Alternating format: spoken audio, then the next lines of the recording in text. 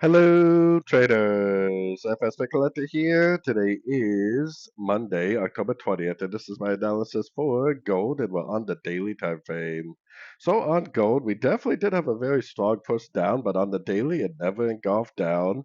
Definitely no lower high. Definitely no break of structure. The only clue that we have that maybe it's starting to move to the downside is the fact that we're at the 261.8, which is definitely an area of resistance for a wave 3. Even if it does turn down, it's likely just going to be a corrective wave 4, which will likely play out similar to this wave 2 in time and price.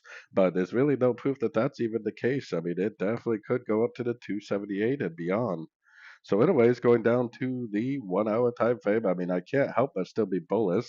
Yes, this move down is very strong, so you would kind of expect it to maybe be an A or 1. So we put our Fibonacci retracement on here. If we do get like a 1, 2, 3 way pattern up to a Fibonacci level and then it turns down softly, then yes, maybe it really is a wave B or 2, and maybe it's going to go down for a 3, which would be very strong, or a C, which would probably just do something like this before it turns up.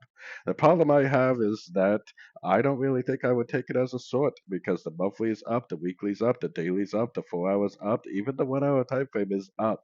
When every single time frame is in an uptrend and you come up with a balanced analysis like this, oftentimes it's a very good reason to get burnt, and oftentimes it just ends up doing something like this. It just keeps on trending up. I personally am definitely still recommending longs in an uptrend. So anyways, don't forget to check out my website linked over here in the corner. And as always, thank you for watching and happy trading.